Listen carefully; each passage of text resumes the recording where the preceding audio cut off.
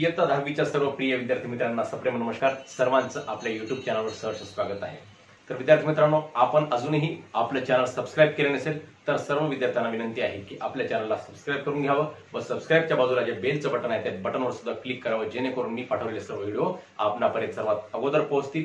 व आपला व्हिडिओ आवडल्यास नक्की आपल्या व्हिडिओला लाईक्स व कॉमेंट सुद्धा करावे व आपल्या मित्रांना शेअर सुद्धा करावा. तर विद्यार्थी मित्रांनो, आपल्याला या ठिकाणी सराव संच 4.1 मधील प्रश्न चौथा व पाचवा या ठिकाणी सोडवायचा आहे. प्रश्न चौथ्यामध्ये काय सांगितलेलं आहे बघा बरं. एका रिस्टवॉच बेल्टची करपात्र किंमत ₹586 आहे. जीएसटीचा दर 18% आहे. तर ग्राहकाला तो बेल्ट किती रुपयास मिळेल? अतिशय सोपा प्रश्न आहे. अशा प्रकारचा प्रश्न 1 गुणासाठी किंवा 2 गुणासाठी परीक्षेमध्ये विचारला जाऊ शकतो. बऱ्याच वेळेस विचारला सुद्धा आहे हा प्रश्न. मग कसं सोडवायचा हा प्रश्न? काय सांगितलं बेटा? करपात्र किंमत किती सांगितली? ₹586. करपात्र किंमत बरोबर आहे ₹586 आणि जीएसटीचा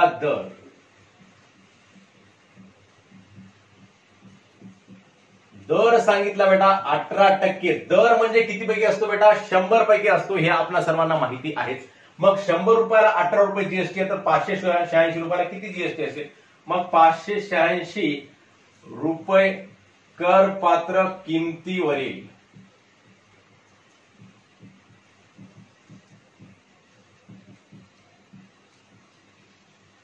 एकूण जीएसटी. आता आपल्याला एकूण जीएसटी काढायची बेटा. 18% सांगितलं. 18% सांगितलं म्हणजे 100 रुपयाला ₹18 सांगितलं. टक्के, शेकडा, शेकडेवारी म्हणजे शतमान म्हणजे किती पैकी असते? 100 पैकी असते. हा भाग आपण सर्वांना माहित असेल. माहित नसेल तरी आपण लक्षामध्ये ठेवायचा. टक्के म्हणलं की 100 पैकी. मग 100 रुपयाला ₹18 जीएसटी लागते बेटा. तर ₹586 किती? कोणत्याही रकमेची कोणतेही टक्के कसे काढायचे असतात आपल्या सर्वांना माहिती आहेच. कसं काढायचं असते? त्या दिलेल्या रकमेला त्या टक्केनं गुणायचं असते. म्हणजेच 586 गुणिले 18 भागिले 100. आता हे 586 गुणिले 18 भागिले 100 केल्यानंतर या ₹586 लागणारी एकूण जीएसटी आपल्याला प्राप्त होते. मग 586 गुणिले 18 भागिले 100. मग काय करायचं बेटा? इथं या संख्येला 586 आणि 18 या संख्येला आपण काय करू? या ठिकाणी गुणाकार करून घेऊ अगोदर. 18 × 18, 18 × 2 = 36, 18 × 3 = 54, 18 × 72, 18 × 5 = 90, 18 सख 108, 18 × 5 = 90, 18 सख 108 ला 8 हातच्याले 10. मग 18 × 5 = 90, 18 सखी 108, 18 7 126, 18 8 144 होतात बेटा. 18 8 144 आणि 10 154. 154 ला या ठिकाणी किती होतं? 4 लिहायचे. हातचे किती होतात बेटा? 15 येतात. मग 18 × 5 = 90, 90 आणि 15 किती? 105 होतात बेटा. 105. मग 10,548 छेद या ठिकाणी किती आहे? 100 आहे. मग छेद 100 असल्यामुळं इथं आपण या संख्येला या अपूर्णांकाला संक्षिप्त रूप दिलं नाही. कशामुळे दिलं नाही? तर आपल्याला इथे 100 छेद आहे. म्हणजेच या 1च्या पुढे किती शून्य आहेत बेटा? 2 शून्य आहेत. मग काय करायचं? 2 शून्य असल्यामुळं एखाद्या संख्येला खालच्या अपूर्णांकामध्ये खालच्या छेदामध्ये 2 शून्य असतील तर आपला इथला दशांश चिन्ह किती स्थळ डावीकडे सरकतो बेटा? तर 2 स्थळ डावीकडे सरकतो. म्हणजे आता जो इथं आहे तो 2 स्थळ म्हणजे 105.48 होतो बेटा. म्हणजेच 105.48 होतो. समजा इथं जर 1 शून्य राहिला असता तर दशांश चिन्ह 1 स्थळ डावीकडे सरकला असता. समजा इथं 3 शून्य राहिले असते तर दशांश चिन्ह 1 2 3 स्थळ डावीकडे सरकला असता. म्हणजे खालच्या छेदामध्ये 1च्या पुढे जेवढे शून्य आहेत बेटा तेवढे स्थळानं दशांश चिन्ह डावीकडे सरकतो. केव्हा? दशांश अपूर्णांकाच्या जेव्हा भागाकार असतो तेव्हा. आणि गुणाकारामध्ये दशांश अपूर्णांकाचा गुणाकार आहे समजा आणि 1च्या पुढे 1 शून्य आहे पुढच्या गुणाकारामध्ये. मग जेवढे शून्य 1च्या पुढे आहेत तेवढ्या स्थळांना दशांश चिन्ह उजवीकडे सरकतो. कशामध्ये? गुणाकारामध्ये. आणि भागाकारामध्ये जेव्हा 1 10 100 1000 अशा संख्या असतात तेव्हा दशांश स्थळ तेवढ्या 1च्या पुढच्या जेवढे शून्य आहेत तेवढ्या शून्यानं डावीकडे सरकतो. म्हणजेच गुणाकारामध्ये उजवीकडे आणि भागाकारामध्ये डावीकडे. हा भाग लक्षामध्ये ठेवायचा. मग आता 105.48 काय झाली? जीएसटी झाली. मग ग्राहकाला तो बेल्ट किती रुपयाला पडेल बेटा? ग्राहकाला बेल्ट विकत असताना काय करेल तो दुकानदार? बेल्टची करपात्र किंमत अधिक जीएसटी एवढ्या किमतीला तो विकेल. म्हणून ग्राहकाची खरेदी किंमत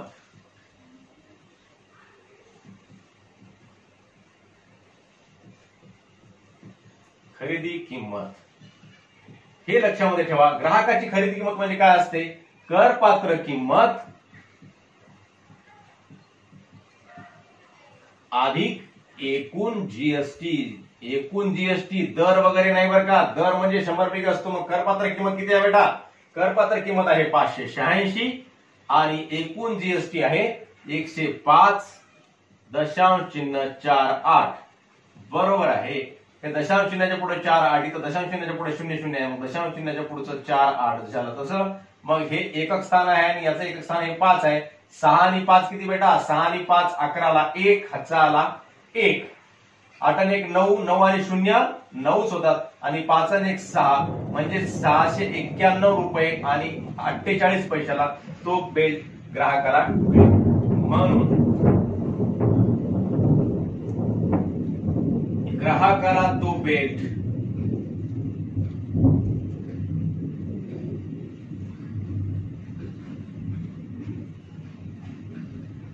$691.48 किंवा 691 रुपये 48 पैसे म्हणजे 691.48 रुपयाला मिळेल. अशा प्रकारे याचं पूर्ण वाक्यामध्ये उत्तर लिहायचं व आपल्या सुंदरपैकी असा 2 मार्काचा 1 गुणाचा प्रश्न पूर्ण करायचा.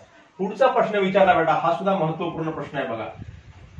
खेळण्यातील एका रिमोट कंट्रोल कारची जीएसटी करासह एकूण किंमत. जीएसटी करासह किंमत सांगितली. इथं करपात्र किंमत सांगितली होती म्हणजे या किमतीवर जीएसटी लागायचा होता. या किमतीमध्ये जीएसटी लागलेला आहे म्हणजे करासह एकूण किंमत 1770 आहे.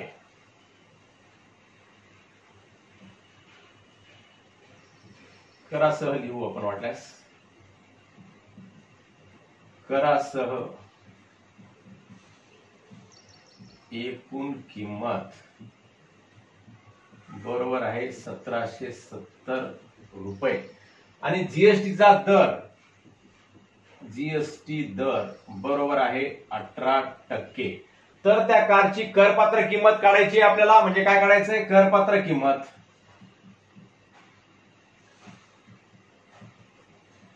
बरोबर किती आणि सीजीएसटी व एसजीएसटी चे गणन करा. सीजीएसटी बरोबर किती आणि एसजीएसटी बरोबर किती हे आपल्याला या ठिकाणी काढायचं आहे बेटा. मग करासह किंमत सांगितली म्हणजे करासह किंमत म्हणजे करपात्र किंमत अधिक जीएसटी असते. समजा या रिमोट कंट्रोल कारची करपात्र किंमत X रुपये. आपल्याला करपात्र किंमत काढायची आहे. मग X रुपये समजायची. समजा कारची म्हणजे रिमोट कंट्रोल कारची बरं का. म्हणजे कार येणार नाही आपल्याला 1770 रुपयामध्ये. समजा जागा अपुरी असल्यामुळे मी कार लिहित आहे या ठिकाणी. समजा कारची करपात्र किंमत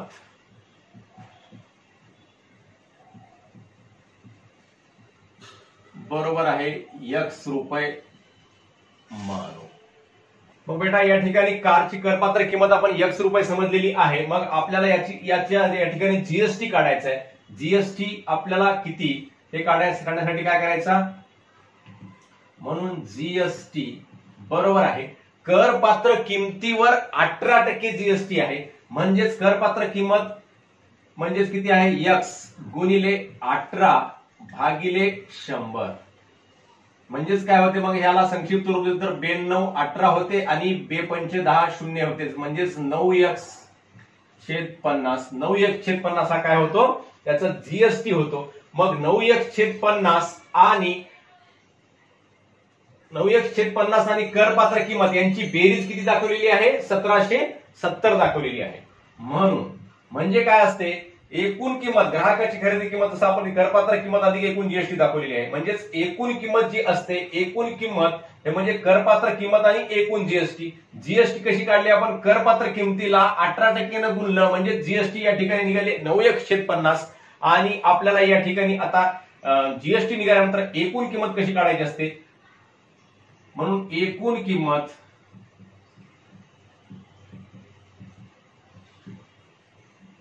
बरोबर आहे करपात्र किंमत अधिक जीएसटी. वाटल्यास सूत्र लिहून घ्या. एकूण किंमत सांगितलेली आहे 1770,